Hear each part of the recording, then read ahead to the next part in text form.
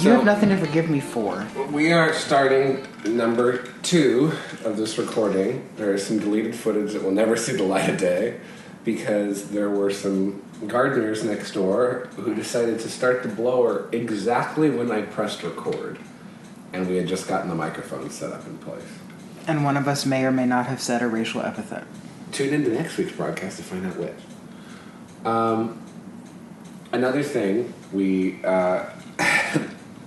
our last broadcast was our final broadcast from our satellite studio, which was a friend's house that we were house sitting for. And we begged and pleaded for you to distribute this podcast to other people. So please, I hope you've done that or are doing that.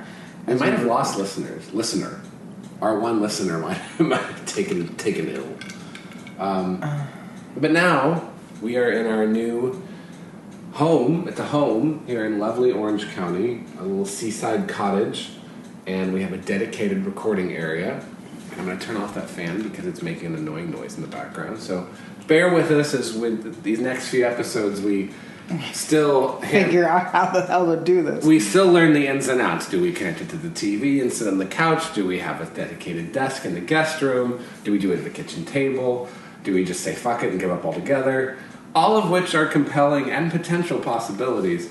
But I just ordered 2 25-foot microphone cables, and now we can drag microphones across the whole fucking house so that we can sit comfortably and record while connecting this to the computer. So I'll turn that off. Well, we can drag them at least around this wing of the house. Yes. Because the other wing is just far too far away. Oh, yes. I mean, God forbid we use your in-house hair salon as recording area. The blow is that too loud? And, maybe we should use a champagne cellar. It's cold, though. That's how I like it. Like my heart. Your what? Excuse me. Like my heart facsimile. There we go. I also apologize for sniffling during this because I have acquired... The coof, no. Even worse.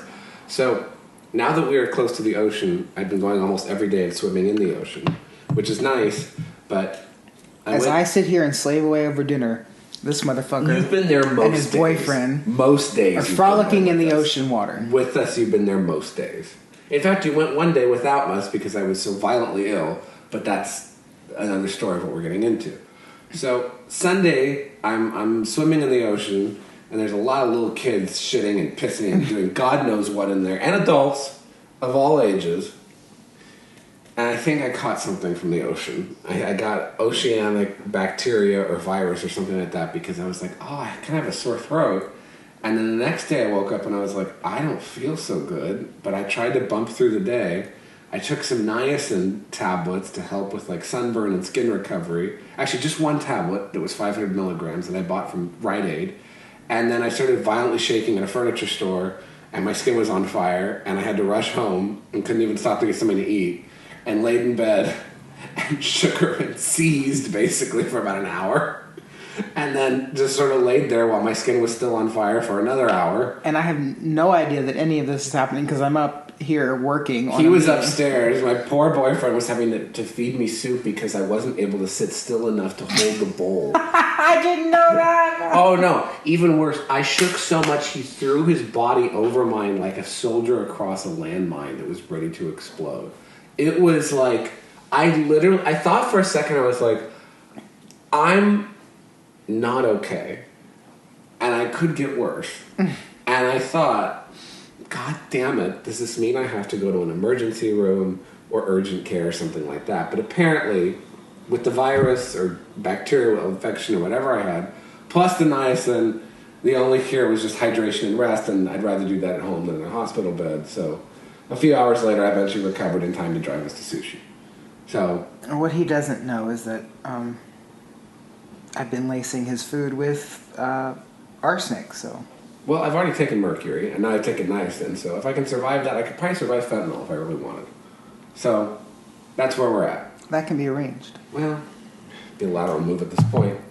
So, anyway, the only residual effect is I'm a little bit stuffy. I've been given a Mucinex. Yes, I checked the tablet that Mitch handed me. I refused one the other morning because I was a little scared after that to take anything for anything. God knows what kind of unintended consequences can happen. But I'm okay now. I ate something today. Halfway through this podcast, he might drop dead, and I'll just him, go, huh? I chased a Mucinex with vodka, and I feel like that's fine, and here I am. So,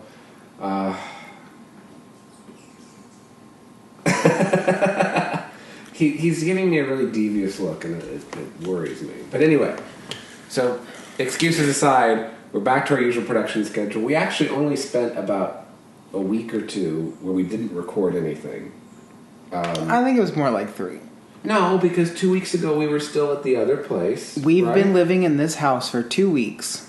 Yeah, and we didn't record for probably about a week at the other place. I thought we recorded in our last couple days there. Our last one we recorded a couple days or like 48 hours before we left. Let's put it this way. On the second to last episode that we recorded, the one that we released very recently today, I had to cut 15 minutes of it because we were talking about something that was so old that people would have been like, why are they talking about this now? What did you cut out? Biden getting COVID. Why didn't you keep that in? That was funny. We didn't say anything funny, but... Do you have that material still? Can we release that as bonus content, or did you permanently delete it? No, it's in the raw footage. Okay, somewhere. so we're going to release it as the Biden COVID special for when he invariably tests positive again. And then you can just refer to the archival content. Can we pick a friend? I have a very important political topic to bring up that is... Before we get to it. Go will. ahead.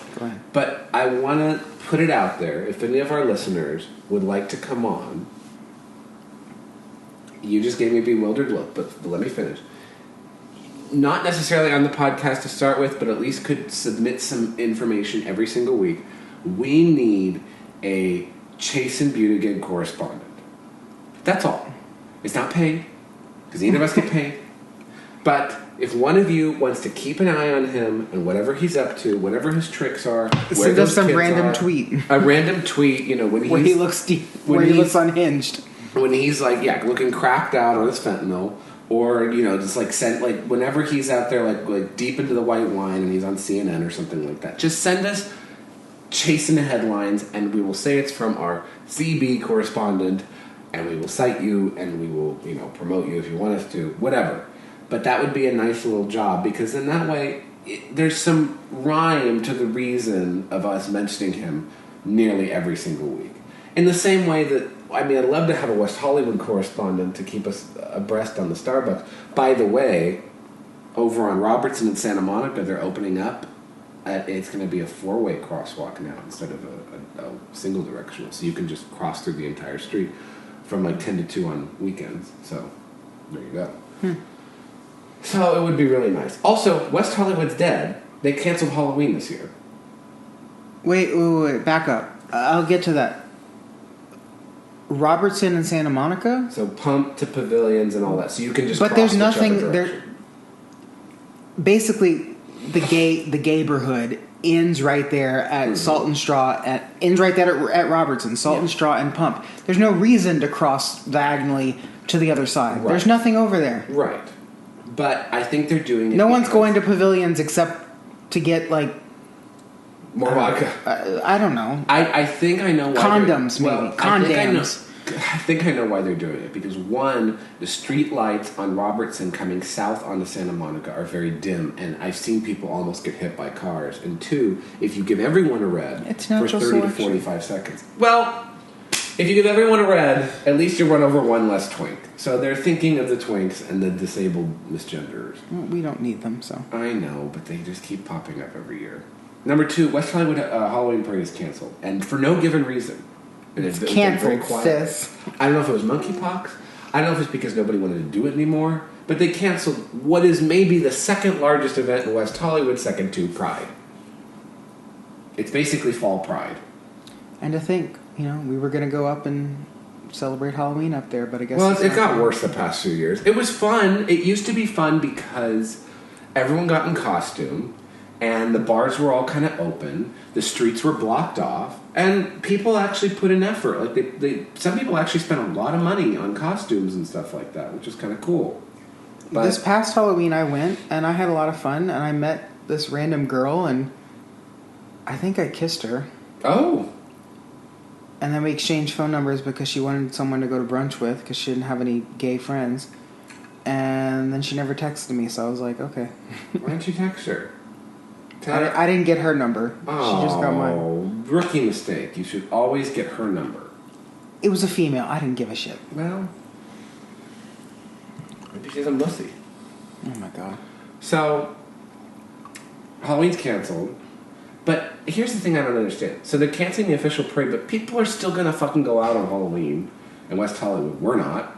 But people are still going to go out as if the parade's happening. Like, it'd be like if you canceled Pride. Well, on the day of a weekend of Pride, people are still going to be going out. Can we go dressed up in costume to Quiet Woman?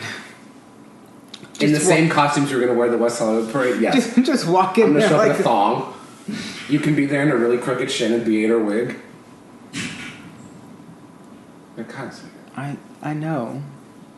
We're being invaded. So Um, that was all I wanted to cover. But you said you had an important political topic. yeah. Well, what is it? Well, okay. There's two topics I want to discuss. Okay. And we I'm can do 0% them. prepared for We this can do part. them fairly quickly. Okay. Which one do you want? Purple and yellow. I want the harder one first. Okay, hard hitting shit. We have to realize what's going on with the midterm elections. Okay. Mitch McConnell got in front of people, in front of the media, and said, basically conceded already, that we were not going to win back the Senate and that we just needed to basically accept that, and that things are not looking good for us in the midterm elections as they were just a few months ago. And then there's the reason of why that's happening. And he's saying this based off of polls, which, you know, believe him or not, it is what it is. The polls say that we're not well off. The Republicans are not well off. So Too sweet. that's why I changed my tune. The Republicans are not well off. So you also have to realize that a lot of these Donald Trump endorsed candidates won their primaries because the Democrats put money into them. Right. The Democrats thought, if we back the Trump candidates and they win the primary, then they won't win the general. So and we're they gonna- might be right. So we're going to back the most extreme candidates that we can because they'll lose a general election. In the same, but that backfired notably when during the primary Hillary's campaign boosted Trump's, and then he ended up winning, and then they ended up losing because they're not, you have to remember Right, they're not because that Hillary smart. is notoriously hated. The only reason Trump won is because Hillary was hated so much.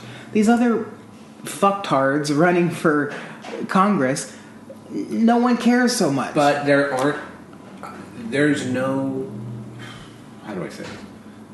There's no popular, non-existing office holders that are running on the Democrat side in this election.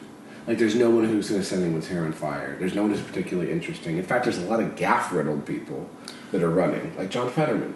So let's put it this way. I'll give two names to you of people who are leading who should not be.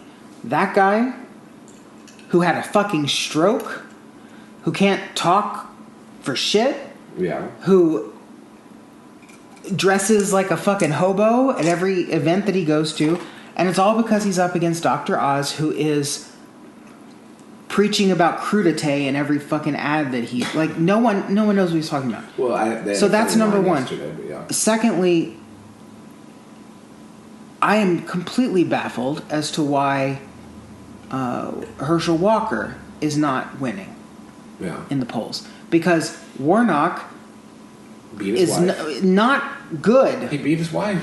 He hasn't done anything. He's beat his wife. All of these things. He should not be anywhere near winning or close to winning or up in the polls. And Herschel Walker is very loved in Georgia. Right. What is going on? What is happening? Is it because Trump endorsed him? Like, we have to read the writing on the wall and say, what is going on right now? With this, I think two things. One, if Trump had not endorsed either of them and they still won the primary, then they would be even more weak candidates. You wouldn't even know who they are, number one. You'd be like, oh, this is some random, so-and-so's running for the seat, big deal. So his endorsement, whether it got them past the post or not, was crucial to them getting the primary and now having any sort of shot at a campaign. Number two, Senate campaigns are very hard to predict. And I'll give you an example. Well, especially when money doesn't matter. Michael Huffington in California spent millions and millions of his own money, lost as a Republican, as a gay Republican, as Ariana's ex-husband. Who's that? Vince McMahon's wife ran in Connecticut, lost. Celebrities don't tend to do well in Senate campaigns unless it's someone like a Mitt Romney, where they were a previous politician and they have a lot of clout in the state that they're in, like Utah. So Senate campaigns are tough. A lot of people don't know who their senator is, nor do they care.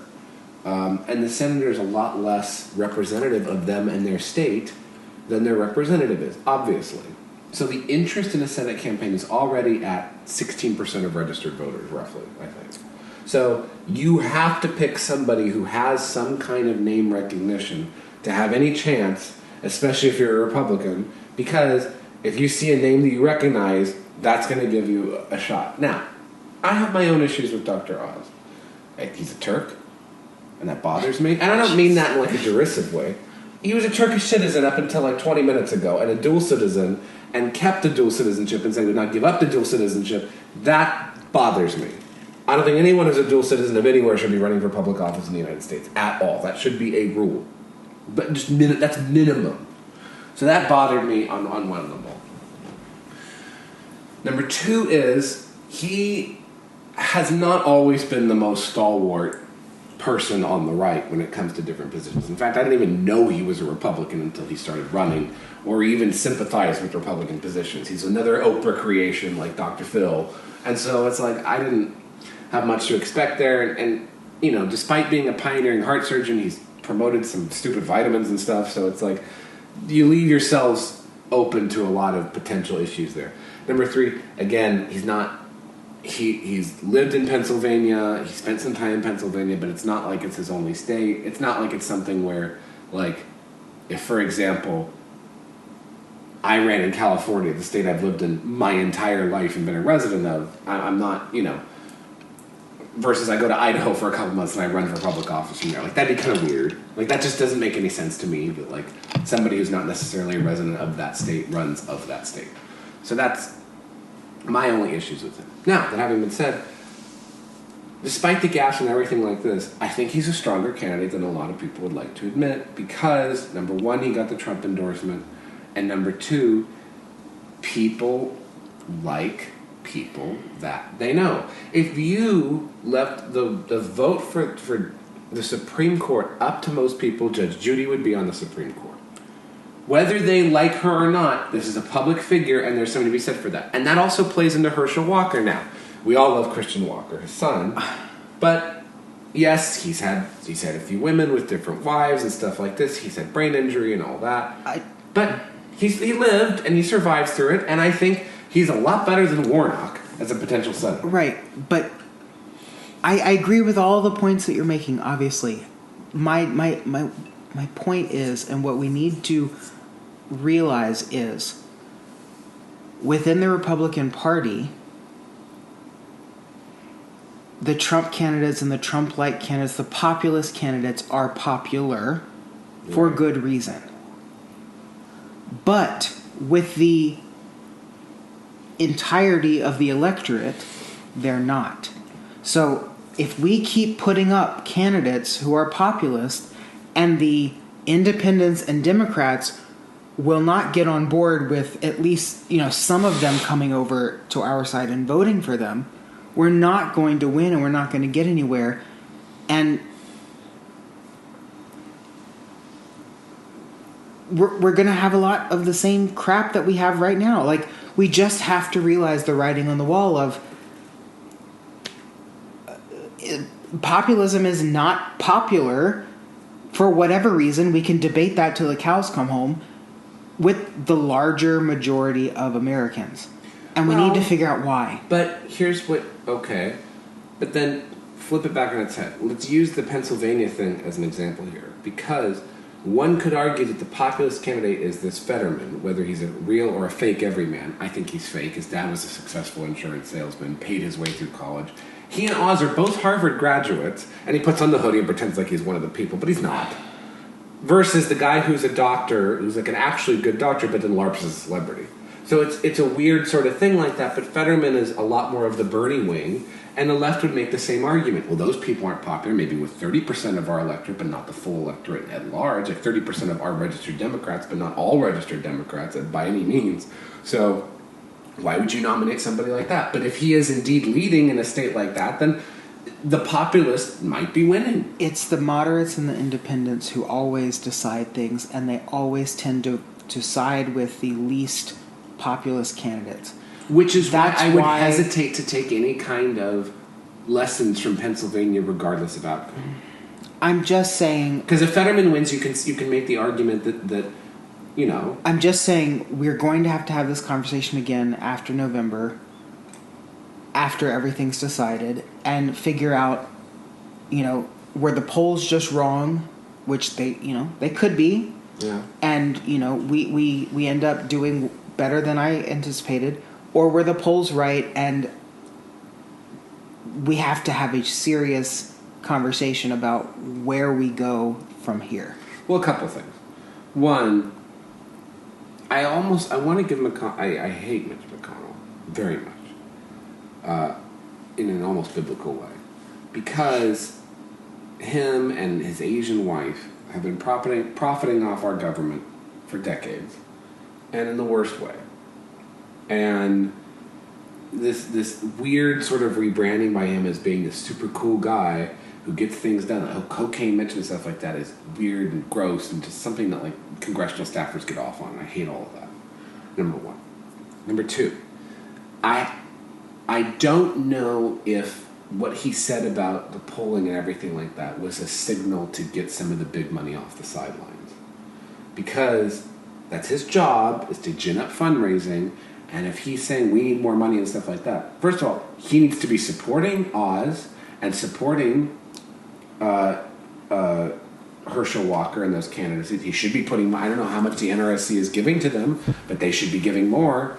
And this idea that it's all Trump's fault, I think, always gets overblown at the end, because Trump has had the vast majority of the candidates he's endorsed at all levels of public office have won or advanced to the next level. That's a big accomplishment. No, it is, but my point is they're popular in one party. They're not popular with the electorate at large. And if they lose, we have to have a really big come to Jesus talk. Then that's what I'm telling you. The polls are showing that they will not win. So come November, we have to have this conversation again where, either I'm right or you're right. I hope you're right. Honestly, I do. I hope to eat my words and say, I'm sorry. Things are getting weirder and the left is getting desperate because they just announced a student loan thing today. Right, which is but obviously a sop to the mid. But I also want to point out to what you just said about donors.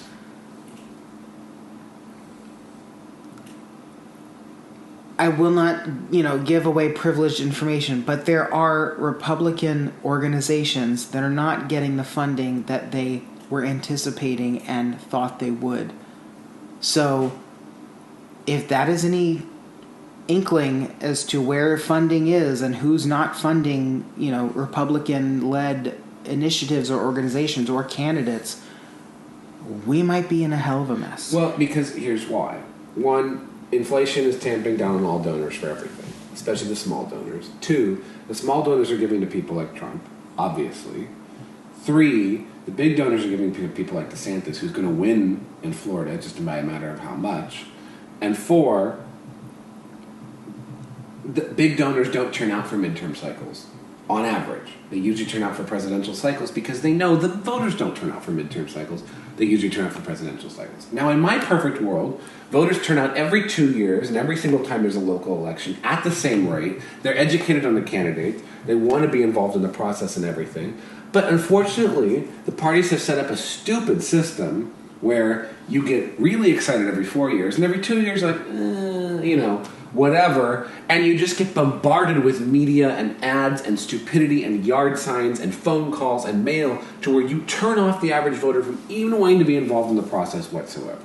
I get it. I get why people don't care about midterm elections. I don't want to care about midterm elections either. I have to because it's my job, but I don't want to do it because it's stupid. It's stupid that there's an off-year election that people historically don't turn out for that ends up affecting more of people's decisions and things that happen in their daily lives than the big elections every 4 years that affect the person they see on TV. Well, with all that's transpired over the last 2 years, they might actually turn out to this one.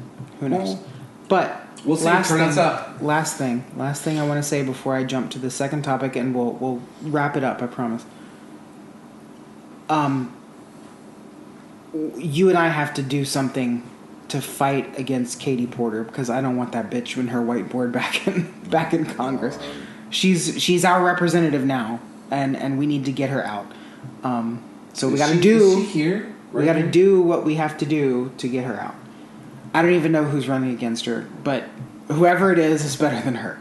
Anyway, next topic.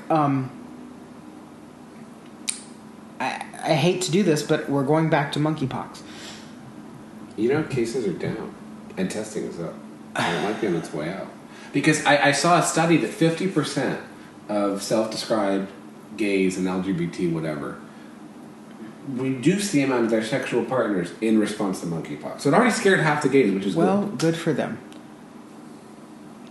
However, Southern Decadence, which is a huge festival, huge gay festival, Which mostly is the gay worst men. drag queen this side of Chartres in New Orleans. Mostly gay men attend this. Happens in New Orleans every year. Mm-hmm. I think it's like the first weekend in September or something, so it's coming up very soon. They did not cancel the event. They did not cancel the festival. Mm-hmm. That is still happening. They canceled the concert that goes in tandem with the festival. Wow. So they didn't want,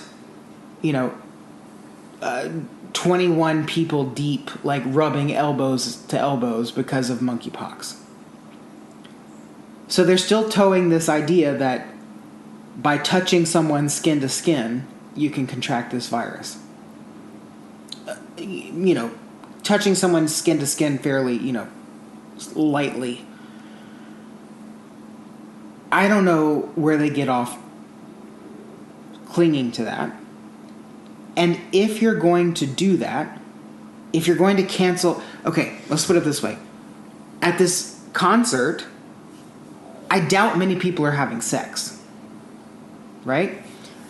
At the festival as a whole, people are having sex everywhere. So I guess my problem is cancel the whole fucking event if you're really scared about monkeypox. If you really want to clamp down on monkeypox, cancel the whole event. Because people are known, and I have this by eyewitness testimony, people are known to have sex in public on a cop car as the cops are sitting there eating donuts, watching two men fist each other, basically, in public, in broad daylight, in the streets of New Orleans, and this is just allowed. Cops of New Orleans are like, we don't give a fuck. Southern decadence, indeed. So that happens every year at this. Those kind of things happen. Those kind of activities happen every year at this festival. So cancel the whole frickin' festival rather than just canceling one little part of it that people might actually enjoy, if that makes sense. Well, that's what doesn't make any sense to me, is because it feels like all these cancellations are linked to just sort of liability reduction. Like, we canceled this, so we're not in trouble. We canceled the official West Hollywood Halloween, so if you got monkeypox, that's on you. But we canceled the parade. You shouldn't have come out. That's what it sounds like. It really sounds like everyone is at a fire festival cover your ass thing. Except then they don't want to face, if someone gets monkeypox, they try to sue the city. That's what it sounds. That's the only reason why I can understand. I don't know, but again, The Advocate put out a story pushing this narrative of, oh, you can still get monkeypox from bed sheets. Oh, you can still get monkeypox from brushing up against someone skin to skin. And then my personal favorite, which I tweeted about, they used the term because, they had to put the truth. They had to put the caveat of, we know that it's normally transmitted through sex, blah, blah, blah, blah. And they listed out the people that are contracting this, and they put non-binary men. I want you to think about that for a second. Non-binary men. These are the same people who said, we can't define man, we can't define woman, because, that's, sex and gender, blah, blah, blah, blah, blah. What the fuck is a non-binary man? Is that not... But is that not, quote unquote, bigoted to use that terminology? Would they not? Would a trans activist not fight tooth and nail to get someone canceled for using the term non-binary man? Do we think Harry Styles got monkeypox from Shawn Mendes? I ask a serious question and he gives me this. What the fuck am I supposed to do with this? I don't know what a non-binary man is, except for a guy who puts on a dress to increase his album sales. That's what I think a non-binary man is. That's my definition. I guess my point is, I have no problem saying non-binary man, because in my definition, you're saying this is a man with a penis who, has this mental disability where he thinks that he's, a man, woman, they, them, whatever. That's what you call them. But a rabid trans activist would have a problem with you using the term non-binary man, because you're now calling someone a man who's not a man. Non-binary individual? Yes. I've seen so many times non-binary people, non-binary individual, whatever. But The Advocate posted in the story non-binary man. Well, are they basically letting the cat out of the bag here that women aren't catching this? Like, most women are catching this, right? No. Like, unless they're with someone on a DL, they're not catching this. All I know is you have to take... This is my advice to all of our friends who could be attending Southern Decadence. Mm-hmm. And in the wise words of Tariq Nasheed, better pull that thong out your pussy, player.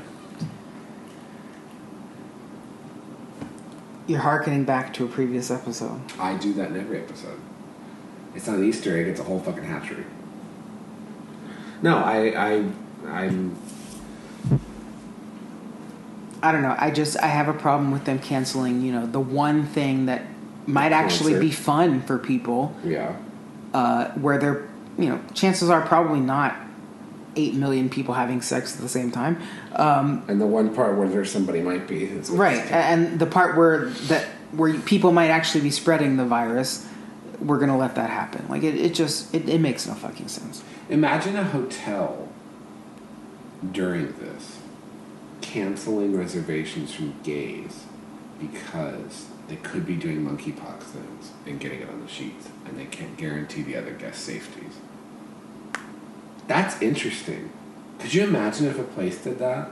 Like, I wonder how many Airbnb listings have been taken off the market because they're afraid of monkeypox. And they can't legally ask you about your sexuality when you right. But I see, like, Adam and Steve are making a reservation. We booked another family for that time. All of a sudden the place is going to be undergoing repairs. Again, mystery repairs. We have to take this one off. Sorry. Why do children and pets get monkeypox? Well, that's the new thing is pets. No one... That doesn't make any sense. There was a dog that this French or Italian couple or whatever had, and the dog got monkeypox, and I guarantee they fucked it. Well, someone did. Maybe not the couple, but... No, because they both tested positive for it, too. Oh, okay. And then the dog tested positive for monkeypox. Well, they had a threesome with their pet. Why have there been like a dozen children that have caught monkeypox? Does no one want to answer this? I think that this is a very crucial matter. I'm more interested in this than student loan forgiveness. Well,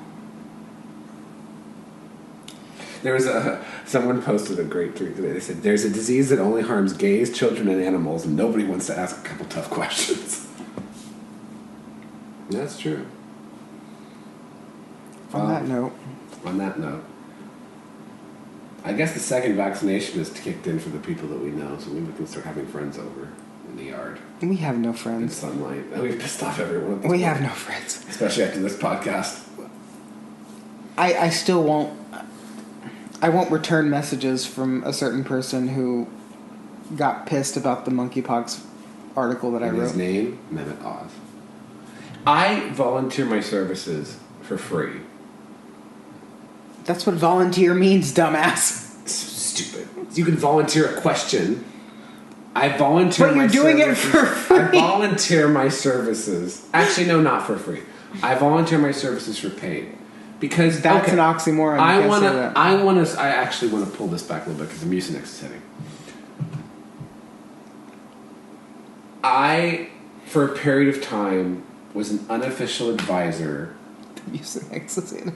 It's hitting. The Mucinex be hitting.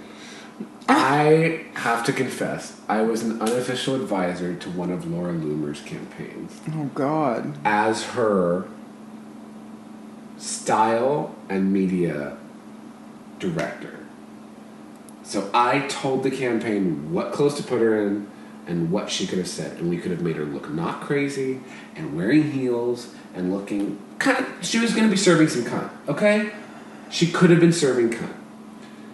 They listened to me up to a point, and then stopped, and didn't pay me, of course, because whatever.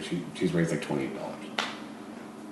And so she lost yesterday, and I'm sad because I feel like she could have won if they would have brought me on. Oh my God. And it's possible because she got down to single percentages from winning her primary. She would have been wearing St. John and carrying a fucking Birkin with She a... would have looked like Little Miss Wasp and just tore those bitches in half. In Florida. So what I'm saying is, Dr. Oz's campaign and Herschel Walker's campaign. I'm making myself available. I could help you win. And you know what? I actually probably could give them the advice to win.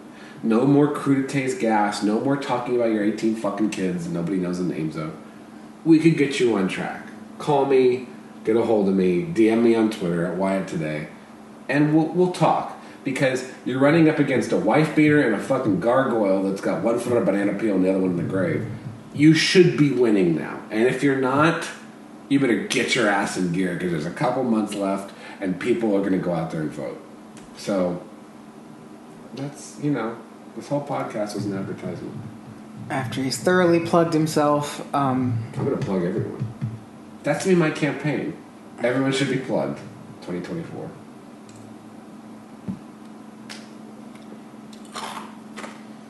have a great evening and fuck yourselves. Everyone plugged 2024.